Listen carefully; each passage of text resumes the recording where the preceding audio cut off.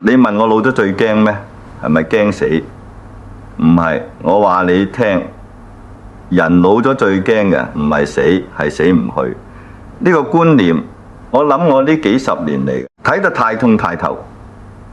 你試下合埋眼諗一諗，你瞓喺一張病床上面，光管白浪咁照住你，周圍係儀器嗰啲嘟嘟聲，你條喉嚟俾人開咗個窿，插住條粗過手指嘅膠管，你聞到嘅唔係隔廉床送嚟嘅飯香，而係一陣陣消毒藥水同埋自己身體開始敗壞嗰陣腐朽味。你想講嘢，個口擘到最大，即係發出幾下難聽嘅假聲。你想舉起隻手撥開啲喉，但你發覺你連手指尾都喐唔到。最恐怖嘅係你個腦係清醒嘅，你清清楚楚知道自己變成咗即係識得呼吸嘅肉。呢種活法同地獄有咩分別？呢啲唔係醫療，呢啲叫折磨。根據香港醫管局嘅數據，每年有大約4萬人喺公立醫院離世，當中超過20%人曾經喺深切治療部接受過維生治療。你以為入咗 ICU 就有機會好返？事實係80歲以上嘅長者接受完心肺復甦之後，能夠成功出院嘅機會低過5%。呢5%唔係行得走得嗰種出院，而係可能變成植物人，可能肋骨全斷，可能從此要靠呼吸機過活。你花咗一生嘅積蓄換嚟嘅唔係生命，而係多幾個月嘅活地獄。呢啲數字係血淋淋嘅現實，唔係我亂講。好多人聽日可能會話我教壞人，話我不孝，話我鼓吹自殺。你哋錯啦，錯得好交關。我係全天下最貪生怕死嘅人，正因為我咁中意呢個世界，咁中意食，咁中意享受，所以我先至對生命嘅質素有咁高嘅要求。我絕對唔容許我嘅生命終章係由一堆塑膠喉管同埋冇尊嚴嘅排泄嚟畫上句號。如果你連呢一點都睇唔明，咁你根本冇資格同我講咩叫孝道。真正嘅孝道唔係夾硬拉住一個飽受折磨嘅殼殼嚟滿足你哋後生仔女所謂嘅良心，塞錢入你袋。呢種救得一秒得一秒嘅諗法，係呢個年代最虛忌嘅孝順，係骨痹，係極度嘅殘忍。我成日同朋友講，老咗最緊要係學識點樣輕裝上陣。好多年輕人唔明點解蔡瀾要賣咗間屋，寧願每個月花幾十萬去住酒店。係咪嫌錢腥？係咪冇根？你哋錯晒。你試下打開你屋企個衣櫃睇下，你囤積咗幾多10年都唔着嘅衫。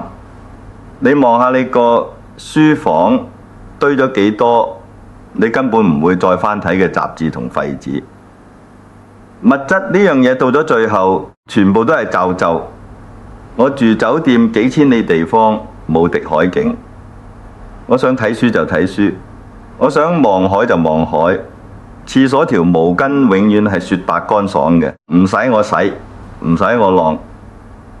最緊要嘅係當我兩腳一伸，酒店嘅經理會即刻報警，會處理得乾乾淨淨，唔會留低一堆麻煩俾我啲後輩。呢個唔係冷酷無情，呢個係我對後輩最後嘅溫柔。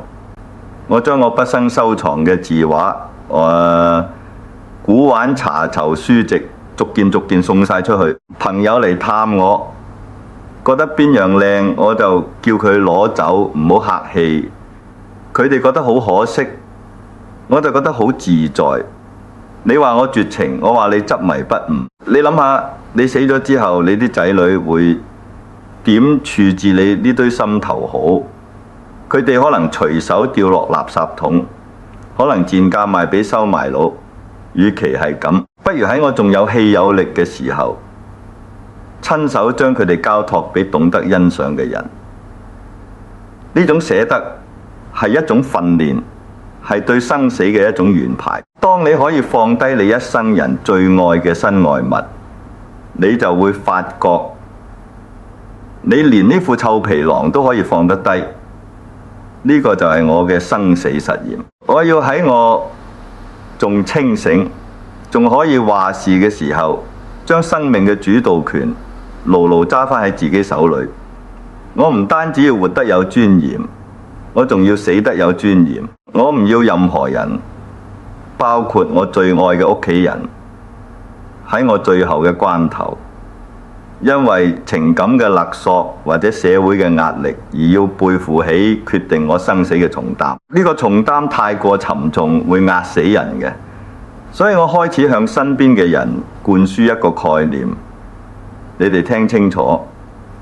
如果有一日我變咗好似開頭所講嗰種死唔去嘅狀態，千萬唔好救我。呢句說話唔係晦氣說話，而係一種極致嘅招積，係我對現代醫療技術濫用嘅一種反抗。現代嘅醫學犀利到可以將一個人嘅心跳夾硬維持多10年8年，但你個靈魂早就走咗，留低嘅只係一副被機器操控嘅教學。咁樣做到底有咩意義？係為咗證明啲仔女有錢，定係為咗證明醫生嘅技術高超，定係純粹因為你哋唔捨得，所以要我活生生咁坐喺呢個肉身監獄裏面受難？我唔要呢啲。我成世人做咩都要做到最好，食要食最好嘅，玩要玩最好嘅，連死我都要死得最舒服最有型。你想象下一個真正招積嘅人，佢連面對死亡都會保持嗰種不期嘅態度。佢會喺走之前約晒成班老友飲最後一餐茶，食最後一件肥屍到出油嘅東坡肉，飲多一杯醇到入喉嘅威士忌，然後笑笑口同大家講：各位，我行先一步，有緣再見啦。之後返到去沖個靚涼，換套最舒服嘅睡衣，瞓一覺就唔再起身。呢種死法幾咁鄧攤，幾咁靚？你話俾我聽，呢種死法同喺深切治療部俾人電到彈起，肋骨都壓斷幾條，然後插到成身喉嚟死唔斷氣，邊樣更加似一個正常人應有嘅終結？好明顯，答案呼之欲出。但係呢個社會好奇怪，佢哋寧願睇住你俾人折磨，都唔肯放你走。佢哋將呢種折磨包裝成愛。你試下喺家族群組講一句：如果我有事唔好救我。呢啲姨媽姑姐、三姑六婆會即刻跳出嚟喊打喊殺，話你大吉利是，話你折福，話你唔孝。你睇下，連自己嘅生死都冇辦法話事，呢個係咩世界？我話你知，如果你因為怕人哋嘅閒言閒語而唔敢為自己嘅最後一程做決定，咁你呢一世都係白活。要打破呢個困局，你就一定要夠我夠膽去做嗰個所謂嘅走人。我就係咁樣，我唔怕同任何人講我嘅意願。我講一次你唔聽，我講第二次，講到第100次，我白紙黑字寫低，我仲要揾律師做見證。我唔會覺得行戒，亦都唔會覺得唔好意頭，因為我知道我今日所做嘅一切，係為咗他日可以心安理得咁上路，亦都係為咗保護我嘅仔女，唔使佢哋喺我死後為咗救唔救我呢件事而內疚一世。你睇下幾多兄弟姊妹因為當初救唔救老豆老母呢個決定搞到反晒面，甚至對簿公堂。佢哋企喺醫院走廊爭吵，一個話要搏到盡，一個話唔想老人家辛苦。其實講到尾，佢哋都唔知道病床上嗰個老人家到底想點。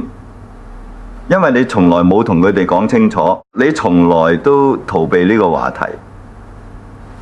你以為唔講就唔會發生，呢啲係典型嘅間條政策。所以你一定要喺你仲清醒、仲講到嘢嘅時候，清清楚楚咁表達你嘅意願。唔單止要用口講，仲要寫落嚟。呢份文件就係你嘅護身符，係你嘅尚方寶劍。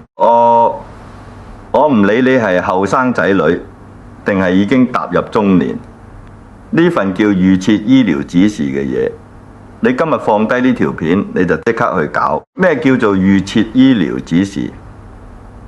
講得通俗啲，就係你趁自己仲係精精神神、行得食得嘅時候，白紙黑字寫低。第時如果你病到昏迷不醒，或者晚期嘅嚴重痴呆，連基本嘅認知能力都冇埋，醫生斷定你已經係不可逆轉嘅時候，你鄭重咁聲明，你拒絕任何維生治療，你唔要心肺復式，即係你哋成日聽人講嘅 CPR， 你千祈唔好覺得 CPR 係電視劇裏邊咁樣撳兩下就醒返。真實嘅 CPR 係要將你成個胸骨壓到斷晒，係要用極高壓嘅電流去電擊你嗰個已經衰竭嘅心臟，電到你成個人係病床上彈起。即使你好彩俾佢哋救返，你嘅肋骨斷裂會令你生不如死，你嘅內臟可能因為缺氧而導致永久損傷。你做咗大半世人，冇功都有勞，冇必要臨走仲要俾人咁樣糟質。喺呢份指示裏面，你仲要寫明，你拒絕使用呼吸機，拒絕插胃喉，拒絕所有只係為咗吊住你條命而冇任何治療意義嘅入侵性程序。你唔好以為插胃喉只係餵食咁簡單。當你嘅身體已經準備好要熄燈嘅時候，你夾硬將啲營養液灌入去，你嘅腸胃根本消化唔到，你會腹瀉，你會嘔吐，你會出現嚴重嘅電解質紊亂，最終你嘅身體會變成一個充滿積液嘅氣球。你嘅仔女睇住你咁樣，佢哋會開心咩？佢哋只會更加痛苦。所以簽咗呢份指示，就係等於話俾全世界聽，條命係我自己嘅。我話夠鐘就夠鐘，邊個都唔可以代替我做決定。好多人聽到呢度可能會話：蔡生，你咁樣做好似好不近人情喎。啲仔女想救你，都係出於一片孝心。我話你聽，呢啲就係愚孝，真正嘅愛唔係佔有，而係適時咁放手。你諗下一個場景，你瞓喺度，你嘅意識已經冇咗，但你嘅仔女因為冇你嘅指示，佢哋要被逼開家庭會議，佢哋圍埋一齊，每個人面上都係愁雲慘霧。大仔話：無論如何都要救，因為老豆養大我，就算佢變成植物人，我都願意照顧佢一世。個女話：唔好救啦，老豆一生人最愛尊嚴，佢唔想咁樣冇晒面子。然後兩兄妹就喺醫院嗰個冰冷嘅走廊度大嘈大鬧。細妹話大佬冇良心，大佬話細妹狠心。你睇下，就因為你生前嘅一個迴避，一個怕講出嚟唔好意頭嘅迷信思想，你一手將你最愛嘅屋企人推進咗呢個互相指責、互相仇恨嘅地獄森林。佢哋以後仲使唔使過年一齊食飯？仲使唔使一家人齊齊整整去拜山？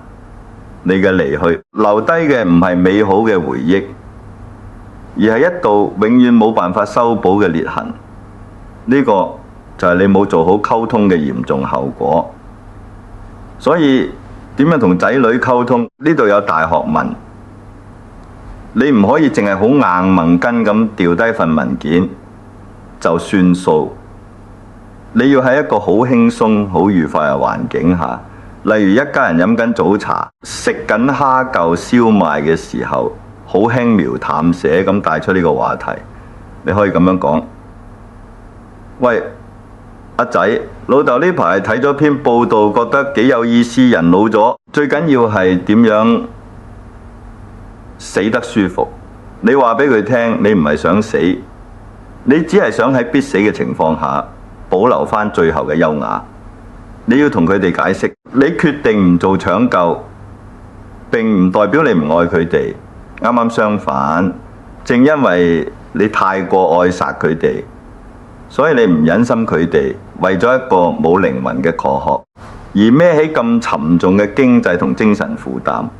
你要話俾佢哋知，現代醫療費用係一個無底深潭，係深切治療部住一晚可能就要使幾萬蚊。呢啲錢係你辛辛苦苦儲落嚟留俾佢哋嘅，唔係用嚟買起自己最後嗰啲冇意義嘅心跳。你寧願拎呢筆錢，臨走之前一家人去一次豪華旅行，食最好嘅嘢，睇最靚嘅風景，留低最後最快樂嘅回憶，都唔好俾醫院賺。呢種溝通係需要勇氣嘅，但你必須要做，因為你唔單止係為咗自己，你更加係為咗仔女嘅心理健康。你要同佢哋講清楚，如果有一日醫生問佢哋夠定唔夠，佢哋可以好堅定、好團結咁企出嚟，拎住呢份授權書，同醫生講：我哋全家都尊重佢老人家嘅意願，我哋唔做任何增加痛苦嘅治療。你睇下呢一刻，佢哋唔會內疚，唔會爭拗，因為佢哋知道，佢哋只係執行緊你嘅命令。你呢個決定就係你留俾佢哋最後，亦都係最好嘅禮物。嗰份禮物叫做心安理得。講到呢度，你可能開始明點解我成日話要死得唔驚，首先就要活得夠本。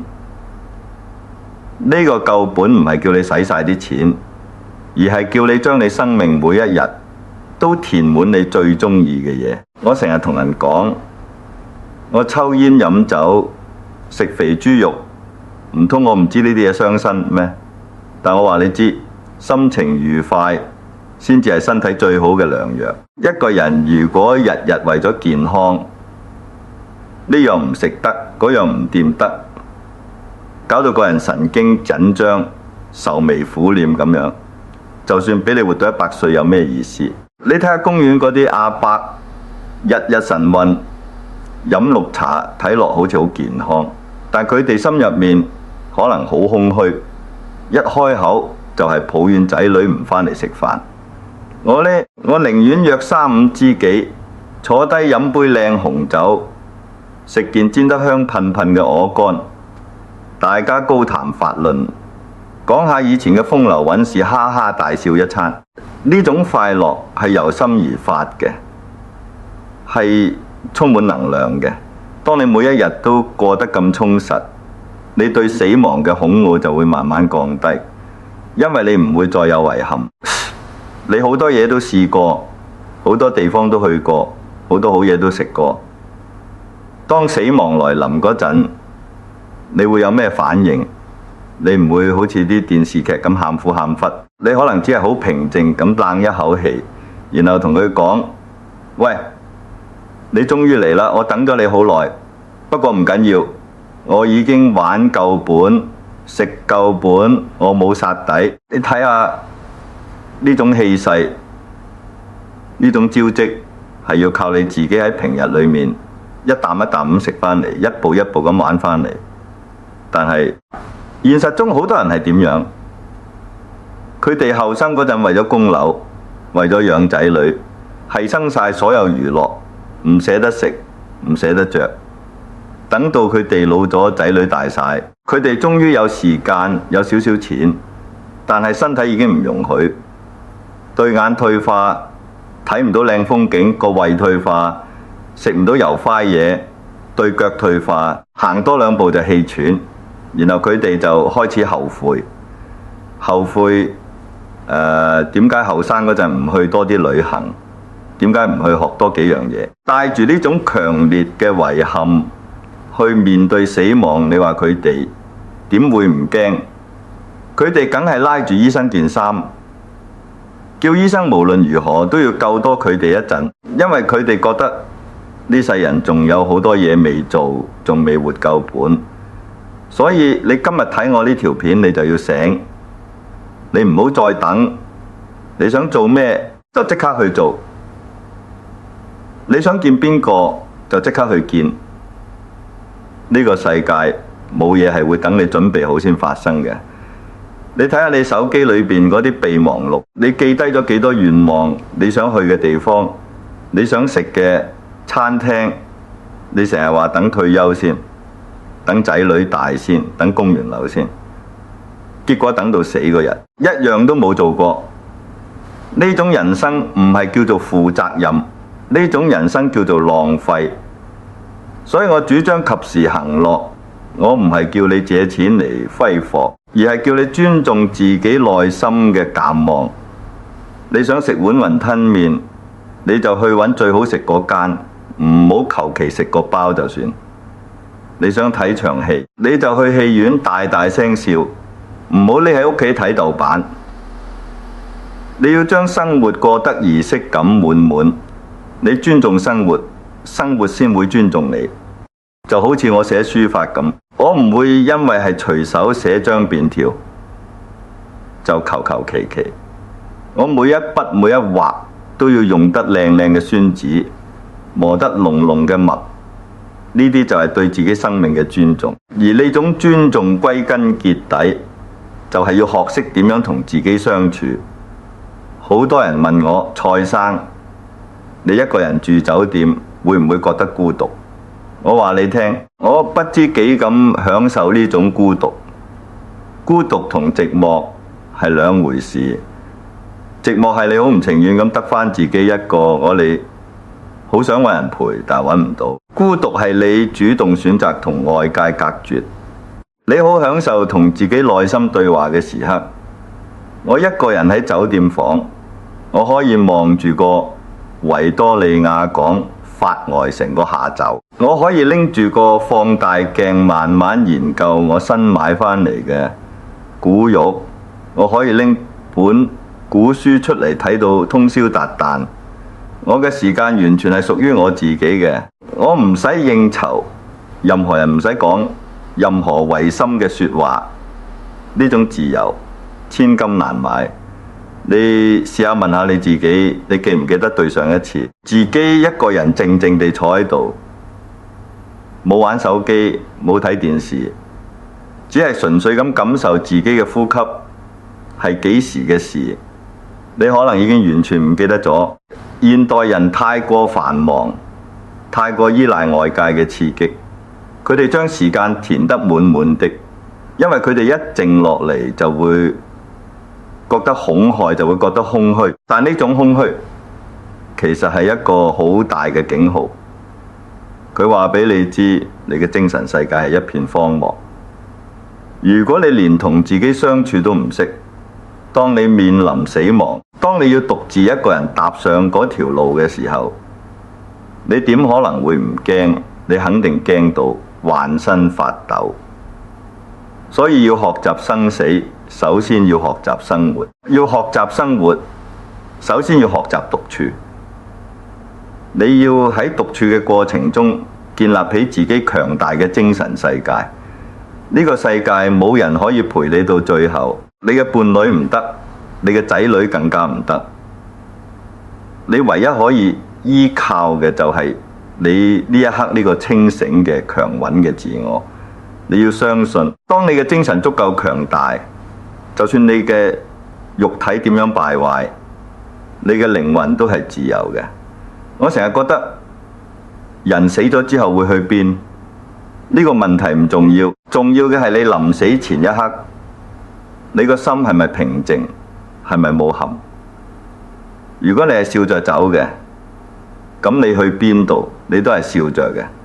呢一種精神狀態係需要長時間嘅訓練。點樣訓練？就係從日常生活嘅斷捨離開始。我開頭講嘅買樓住酒店，送走晒啲收藏品，呢啲係物質層面嘅斷捨離。更深層次嘅斷捨離係情感上嘅，你要斬斷嗰啲冇意義嘅社交。你有幾多朋友係真正可以喺你落難嘅時候伸出援手嘅？你有幾多應酬飯局係你打從心底覺得浪費時間嘅？你要狠心啲，將呢啲有毒嘅關係全部斬斷。唔好怕得罪人，唔好覺得可惜。你嘅時間同精力係非常寶貴嘅，你要留返俾你真正愛嘅人，同埋真正愛你嘅人。更加重要嘅係斬斷對兒女嘅依賴同期望。我聽過太多老人家抱怨，話啲仔女唔孝順，好少返嚟探佢。我就覺得好奇怪，你點解一定要將你晚年嘅快樂寄託喺其他人身上？仔女有佢哋自己嘅人生，佢哋要工作，要照顧佢哋自己嘅家庭，佢哋唔係為咗你而活。你期望越大，失望就越大。你嘅唔開心，其實係你自己一手造成，都不如一早斬斷呢啲期望。你當佢哋係朋友，係親人，但係唔好當佢哋係你嘅附屬品，更加唔好當佢哋係你嘅養老工具。你要有自己嘅生活重心，要有自己嘅興趣，要揾到自己中意做嘅嘢。就算冇人嚟探你，你一樣可以自得其樂。當你做齊晒呢一切，你就會發覺你成個人都鬆晒，你唔會再驚死，甚至連變老都唔會驚，因為你知道變老只係一個過程，就好似蘋果熟咗就會跌落嚟咁自然。你唔會去整容，唔會去染髮，唔會去着一啲同你年齡唔相稱嘅衫，你會好坦然咁接受每一條皺紋，每一條白髮。呢啲皺紋同白髮係你人生閱歷嘅證明，係你嘅勳章。你點解要收埋佢哋？你要好自豪咁展示出嚟，話俾啲後生知，睇下我呢一世行過幾多路，捱過幾多苦，我先至有今日呢份從容。呢份從容就係最好嘅化妝品。講到呢度，你可能覺得蔡生你講就易，做就好難。我話你聽，一啲都唔難，只係睇你夠唔夠膽行出第一步。第一步係咩？就係今晚返去同你屋企人食餐好嘅，喺餐禮上面笑住口咁宣佈：喂，你哋記住，第時我唔得，唔好夾硬救我。講完呢句，你會發覺成個世界都唔同晒。你係為自己嘅人生畫下咗最重要嘅一個界線。呢個就係我成日掛喺嘴邊嘅見笑人生。咩叫見笑？就係就算面對人生最界家、最不堪、最痛苦嘅境地，你都可以微微一笑。呢個笑唔係苦笑，而係一種豁達嘅睇透世事嘅笑。你笑命運嘅無常，笑世人嘅執迷不悟。最重要嘅係笑自己嘅愚昧同局限。當你可以用一個旁觀者嘅心態去睇返自己嘅一生，你就會發覺所有嘅煩惱其實都係微不足道。你諗下，當你臨走嗰一刻，你個腦海裏邊會好似走馬燈咁重播你一生嘅畫面。你會見到你第一次拍拖嘅甜蜜，你會見到你第一次工作失誤嘅投降，你會見到同摯愛生離死別嘅痛苦。所有呢啲片段到最後都會化成一個淡淡嘅微笑，因為你終於明白呢一場夢無論好壞，你都係時候醒啦。如果你係一個好夢，咁你要多謝上天嘅眷顧；如果你係一個噩夢，咁你更加要慶幸，好彩終於完啦。呢種心態就係我想教曉你哋嘅嘢。人生好短，短到你眨下眼就過咗大半世。我見過太多人帶住滿腔嘅不甘同惱怒離開呢個世界，佢哋走得好痛苦，佢哋嘅面孔係扭曲嘅，佢哋嘅拳頭係握緊嘅，因為佢哋覺得全世界都欠咗佢哋，佢哋仲有好多錢未使，仲有好多人未報仇，佢哋唔捨得佢哋死不瞑目。我見到呢啲情況，我只係覺得好可惜。點解唔可以放低呢？點解唔可以原諒呢？點解唔可以同呢個世界嚟一個最後嘅深情嘅擁抱？所以我成日同我啲契仔契女講，如果你哋想紀念我，唔好去拜山，唔好裝香，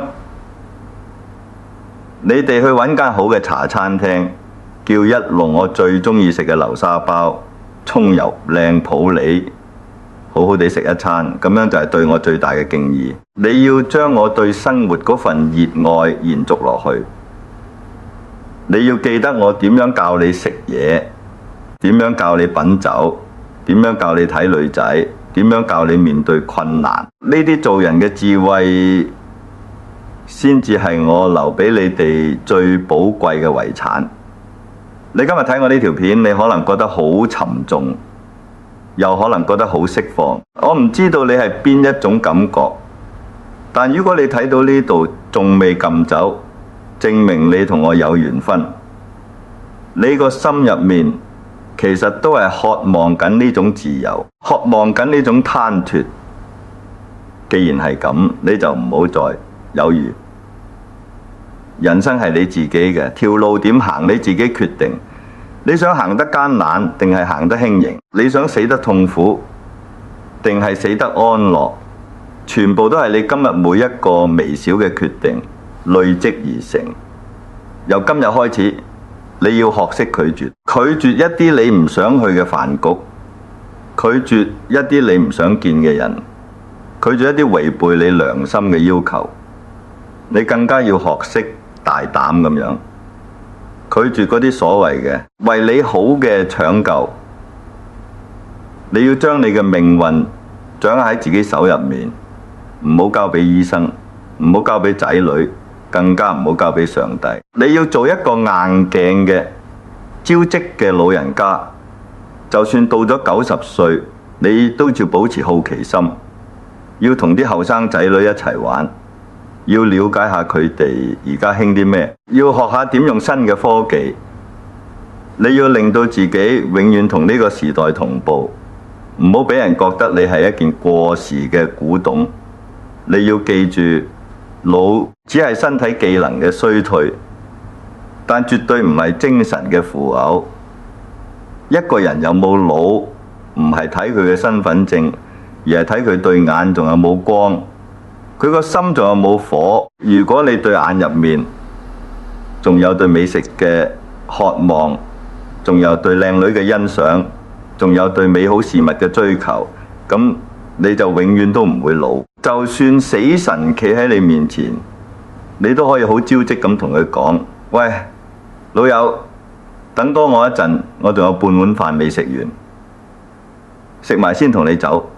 呢啲就係氣勢。今日同你講咗咁多，如果你只係記得一句說話，請你記住呢一句：你條命係你自己嘅，點樣生你話事，點樣死更加要你話事。唔好將呢個最後嘅話事權拱手讓俾人。